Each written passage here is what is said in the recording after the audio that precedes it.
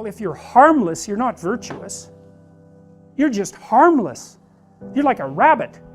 A rabbit isn't virtuous. It just can't do anything except get eaten. It's not virtuous. If you're a monster and you don't act monstrously, then you're virtuous. But you also have to be a monster. Well, you see this all the time. Harry Potter's like that too.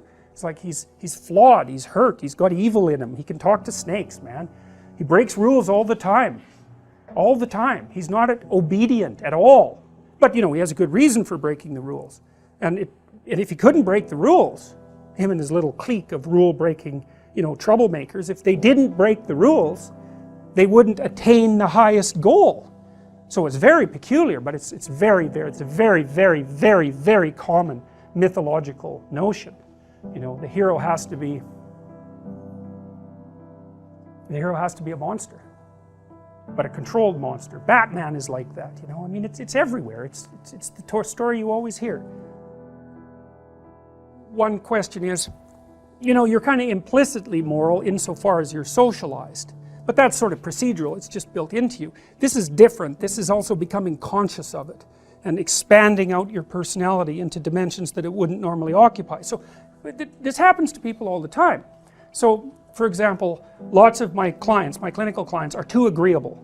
And what happens is they're resentful and they don't know how to stand up for themselves, and it's because they're very compassionate by nature. And so if you're entering into a negotiation with them, they'll let you win.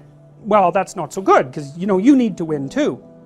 Especially if you're in an organization of adults where there's a struggle, right? When you have kids, you can let them win, especially infants. You have to let them win, and that's partly why compassion is so necessary. But as a basis for negotiation between adults, it's like, sorry, it's insufficient. You have to be a bit of a monster so that you can say no. And so a lot of what you do in psychotherapy is treat people's anxiety and depression. That's a huge chunk of it. Help them straighten out the way they think. That's a huge chunk of it. But another chunk of it is, well, let's toughen you up. You know, let's put you in a position where you can bargain. Let's teach you how to assert yourself and stand up for yourself. And that's assertiveness training, and it's a huge chunk of psychotherapy. And you need to learn it. It's like, because part of how you regulate your interactions with other people is to negotiate. And you cannot negotiate unless you can say no. You can't do it. And it causes conflict to say no, and if you don't like conflict, which is basically the definition of being agreeable, then you can't tolerate the conflict, and so then you can't negotiate on your own behalf, and so then you keep losing, and you're bullied, and you know, it's not good. Then you get resentful, and it's really not good. So you have to develop your inner monster a little bit, and then that makes you a better person, not a worse person.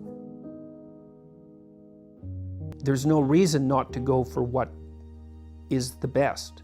What else? You don't have anything better to do than that by definition, right?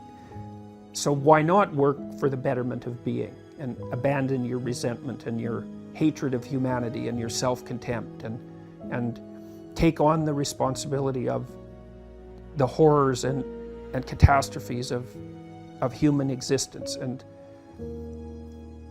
do what you can to, well, at least not make it worse, but maybe to make it better. You know you can. You know you can make it worse and better. You just don't know how much. Find out. It might be way more than you think.